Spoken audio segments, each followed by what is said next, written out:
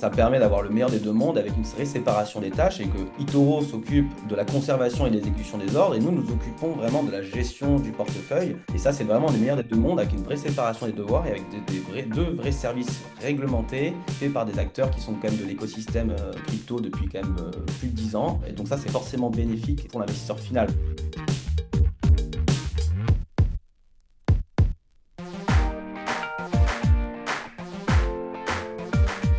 Bonjour à tous et bienvenue sur ce nouvel épisode de Conversation avec des leaders. Conversation avec des leaders est un podcast sponsorisé par eToro.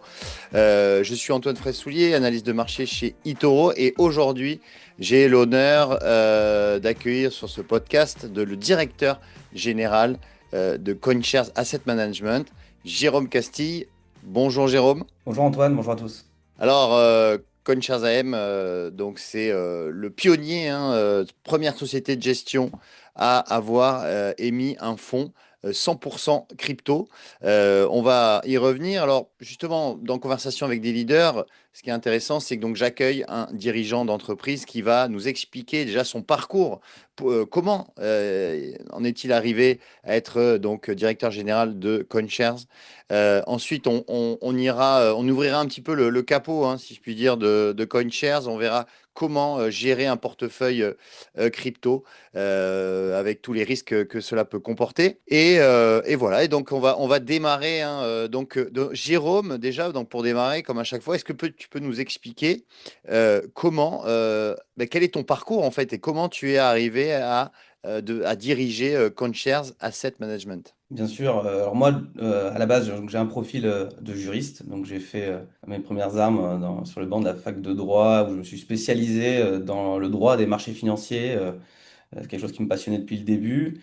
Et ensuite, du coup, j'ai évolué plutôt dans la partie advisory, donc du conseil en réglementation des marchés financiers auprès d'acteurs de la gestion d'actifs, donc notamment plutôt de gestion alternative, donc c'est-à-dire de la gestion non traditionnelle ou plus sophistiquée. Et j'ai accompagné pendant près un peu moins de 10 ans, en 8-9 années, des acteurs qui essayaient d'obtenir leur agrément MF pour pouvoir lancer des fonds d'investissement. Et je participais à la mise en œuvre de leur programme de conformité.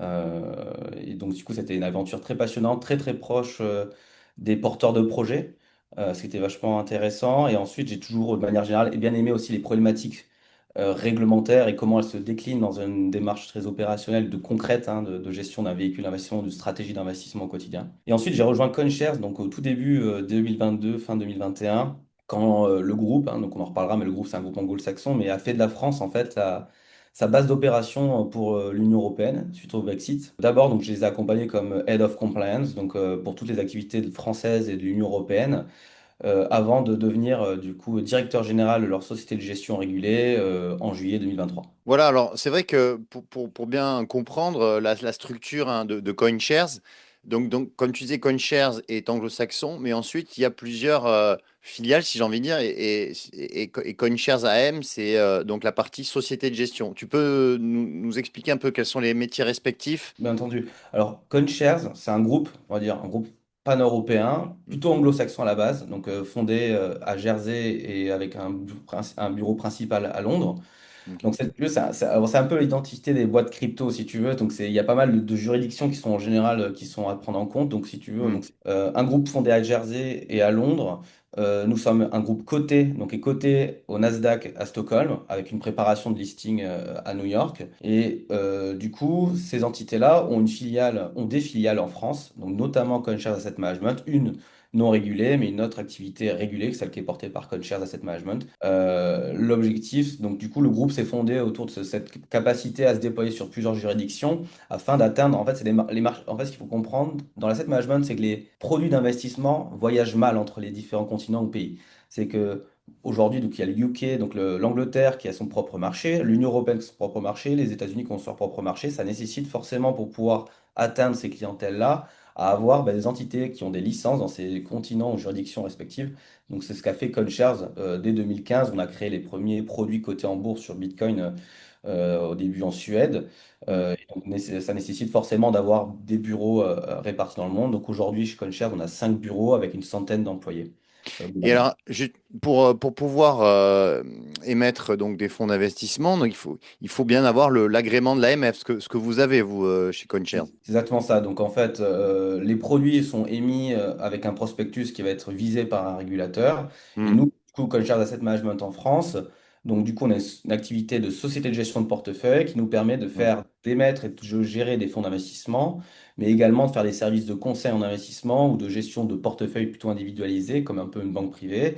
Ce qui est intéressant, et on est content aussi de l'annoncer aussi sur ce podcast, c'est qu'on a eu la semaine dernière la licence MiCA de la part de l'AMF qui nous permet du coup de manière complètement régulée de fournir des services de gestion sur cryptoactifs, mais comme sur instruments financiers traditionnels. Et donc c'est une première en Europe continentale et on le fait depuis la France. Alors ça, c'est effectivement une très bonne nouvelle. Et combien vous avez sous gestion chez CoinShares AM? Alors, CoinShares AM, on a un peu moins de 100 millions directement gérés depuis la France, mais D'accord. au niveau global, le groupe gère 10 milliards. 10 D'accord. milliards avec une énorme majorité, on dirait, je dirais un peu plus de 8 milliards qui sont gérés sur des produits de l'Union européenne qui sont cotés en bourse. Et l'idée, c'est que CoinShares Asset Management soit porteur de cette expertise de gestion active, hein, parce que ce qu'on fait sur CoinShares Asset Management, c'est uniquement de la gestion active. D'accord. Et peux-tu nous parler aussi de tes clients? Qui sont-ils? C'est plutôt des particuliers, plutôt des institutionnels? Alors, nos produits Hmm, et nos services, ils sont dédiés, ils sont à destination des investisseurs non professionnels, particuliers, on va dire. Donc, d'accord. c'est-à-dire qu'un produit coté en bourse, qu'on va coter sur un marché réglementé, il a vocation à pouvoir être acheté par une clientèle d'investisseurs particuliers. Ils sont designés pour ça, ils sont sous les réglementations qui sont faites pour ça, c'est-à-dire pour la protection de l'investisseur particulier. Par contre, nous, CoinShares, en tant qu'entité émetteur et aussi promoteur de ces produits-là, de ces services-là, nous nous adressons qu'à des institutionnels, à des professionnels, à des plateformes.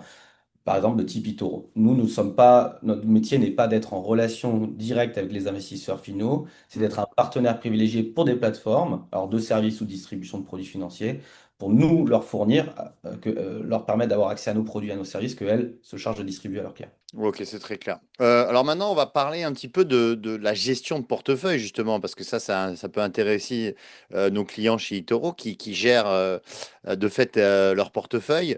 Comment intégrer des actifs numériques et selon toi, quels sont les indicateurs de risque à surveiller lorsqu'on détient justement des actifs numériques? Il y a déjà un premier point qu'il faut avoir en tête quand on intègre dans un portefeuille diversifié d'actifs numériques, c'est que la volatilité en soi d'un actif ou d'une stratégie, Hmm, c'est pas un bug, c'est pas un problème.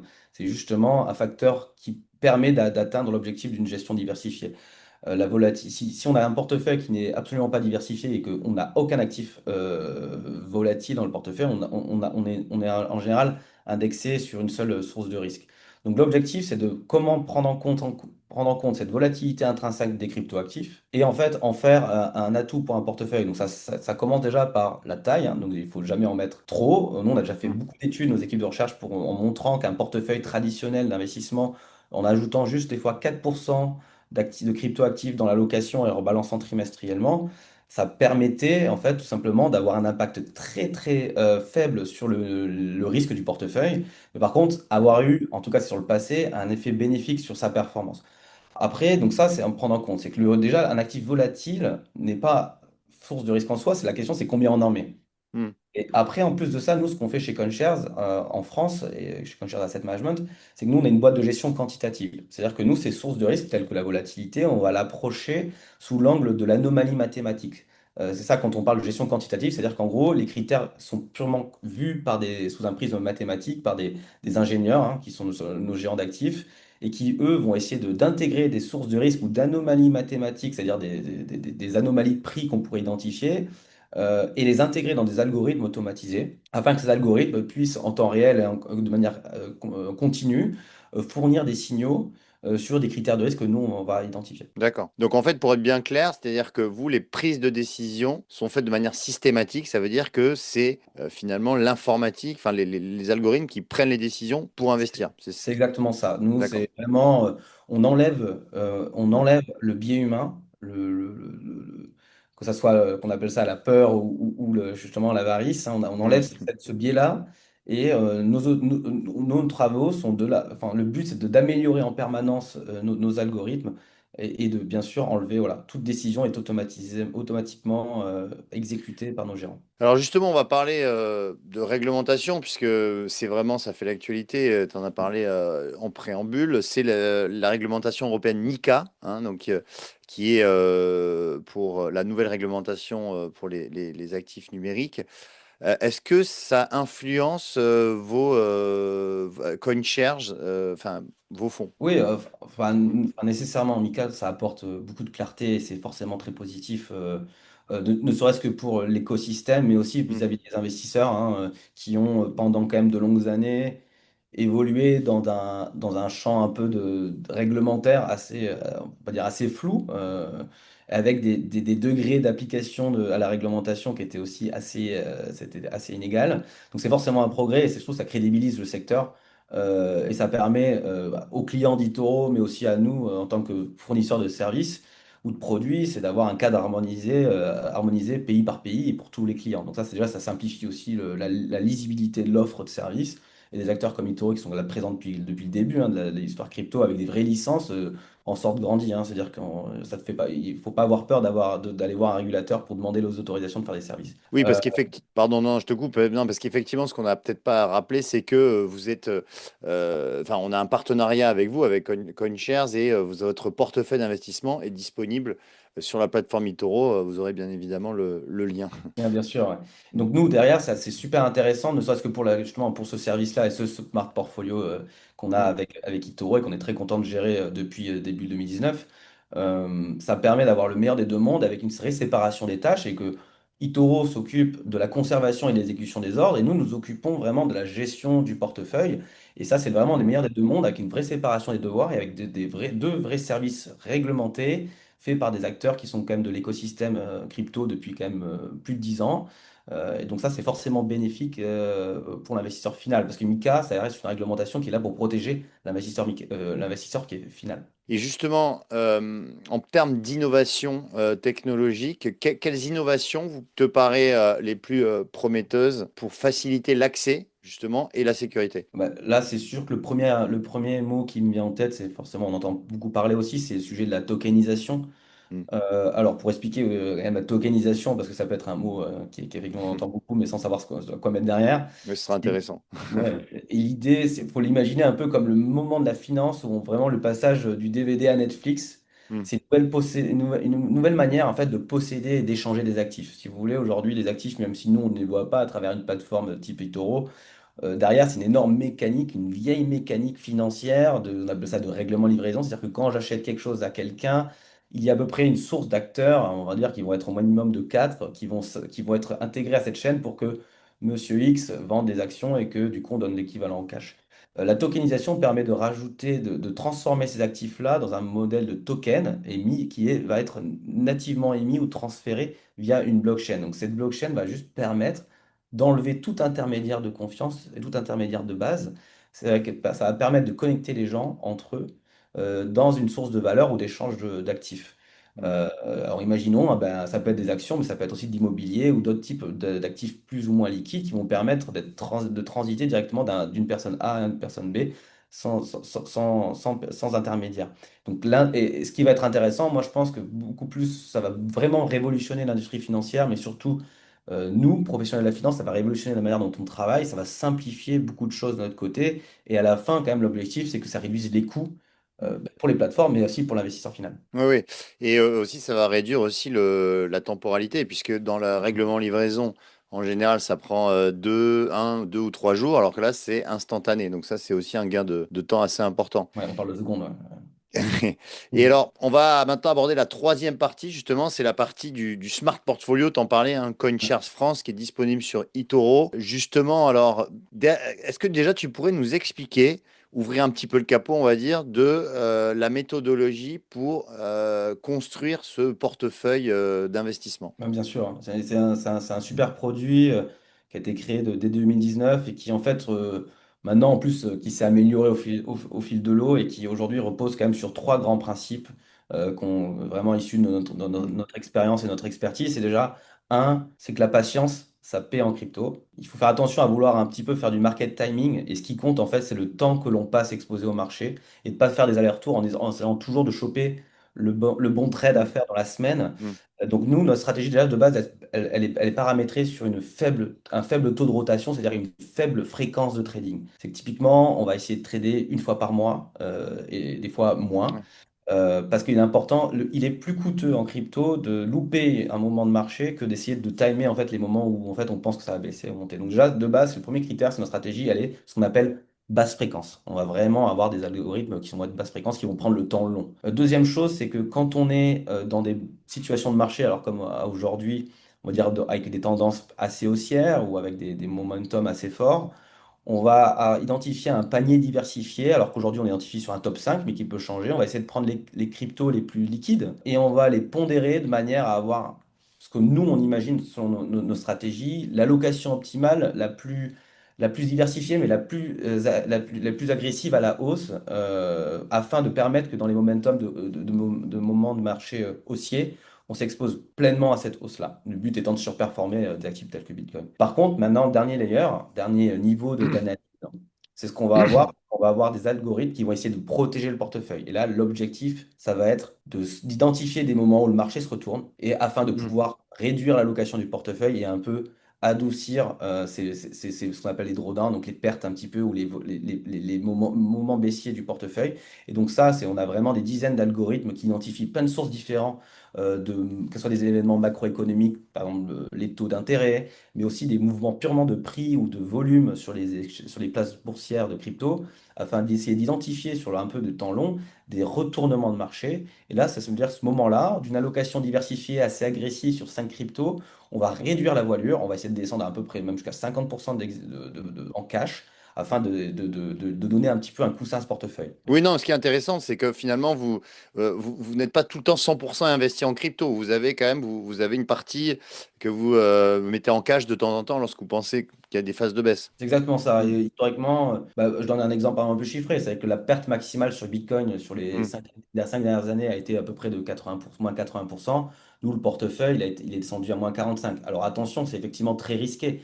Moins 45%, plein d'investisseurs ne Ouais. peuvent pas se permettre. Mais la question, c'est que sur le long terme, en fait, arriver à réduire cette grande perte permet au portefeuille de bien se comporter sur le long terme et d'avoir des volatilités Euh, moins.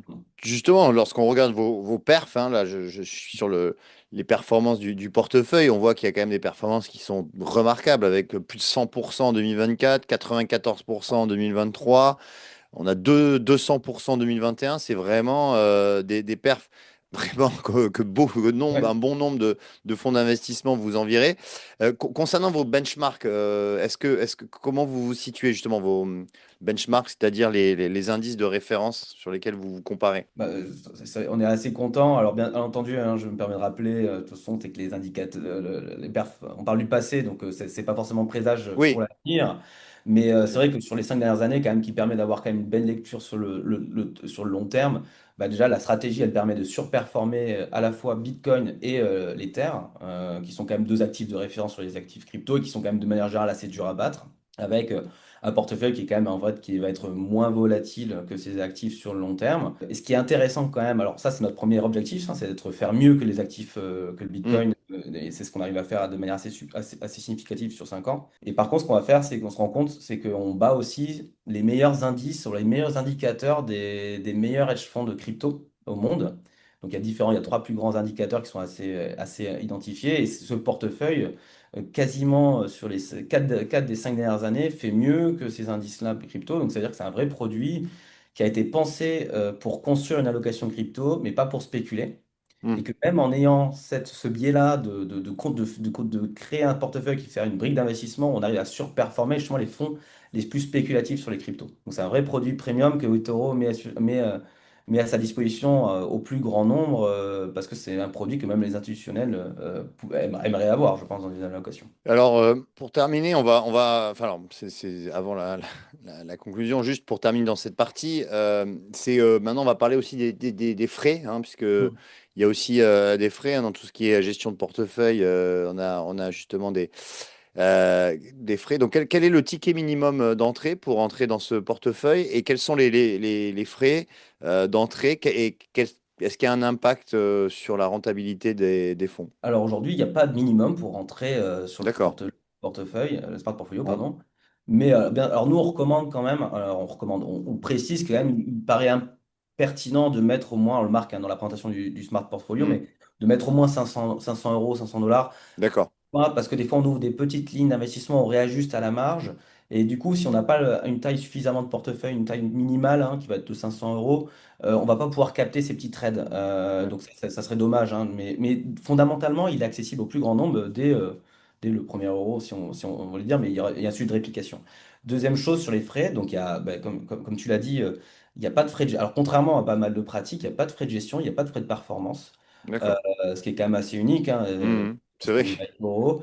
Hmm, Par contre, bien entendu, il y a des frais d'exécution d'ordre, c'est-à-dire que quand on va exécuter un ordre et que vous hmm, allez copier, ben, vous allez être soumis à la grille tarifaire d'Itoro hmm. sur l'exécution de l'ordre, et du coup, votre performance, par contre, que vous allez avoir, elle va être nette de frais. Donc, du coup, il n'y a pas de coût supplémentaire qui va s'ajouter à ce que vous voyez sur votre application, c'est-à-dire que c'est le coût net. Les seuls coûts, les seuls frais qui vont s'appliquer, c'est au moment où vous allez passer les opérations de trading. Ouais, d'accord. Et justement, comme tu le disais tout à l'heure, vous passez pas énormément d'ordres dans l'année. Vous êtes pas. Non, mais non, Hmm, exactement. hmm, Nous, on va justement, on prend en compte dans notre stratégie ce sujet-là des frais hmm. d'exécution. Donc, en fait, l'objectif, c'est d'optimiser nos stratégies et nos signaux afin qu'elles soient pas trop. En fait, typiquement, le pire qui peut nous arriver, ça nous est déjà arrivé, ça nous arrivera Hmm. encore, hein, c'est de faire ce qu'on appelle des portes de saloon, c'est-à-dire Ouais. on rentre et finalement le marché se retourne et on doit Hmm. revendre, on doit racheter et en revendre. Ben là, du coup, en fait, en plus de bon, perdre le moment de marché, ben, on se prend deux fois des frais. Donc, ça, c'est vraiment ce qu'on essaye vraiment d'enlever et notre stratégie est faite pour trader à basse fréquence pour éviter ce genre de scénario, mais aussi pour limiter l'impact des frais sur la performance finale. Ok, c'est très clair. Maintenant, pour conclure, alors justement, ce qui est intéressant de voir, c'est l'avenir. C'est quelle est justement la vision à long terme pour Conchersheim? Comment vous voyez dans 5 ou 10 ans? Aujourd'hui, on a un positionnement de leader en Europe sur la partie gestion passive, hein, c'est-à-dire Hmm, l'exposition passive à ces actifs-là. Notre ambition maintenant, ça va être vraiment de renforcer notre positionnement de référence, enfin un positionnement de référence sur la gestion active, sur les cryptoactifs, alors en France, mais aussi dans l'Union européenne. Donc ça, c'est vraiment une ambition à moyen terme, après avoir consolidé cette place de leader en Europe. Nous, on pense que le marché, il est mature pour commencer à s'intéresser à ce genre de solutions actives, plus actives. Les investisseurs s'éduquent de plus en plus. Il est vrai qu'il y a toujours un besoin conséquent d'éducation financière. hmm. Souvent, l'investissement est relégué un peu derrière l'épargne.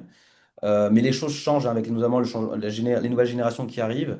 Donc nous, le but, c'est quand même d'accompagner cette nouvelle génération d'investisseurs qui est grandissante en France, hein. On comprend que maintenant l'investissement est important. Donc c'est les accompagner pour leur permettre d'avoir accès à des solutions actives sur crypto.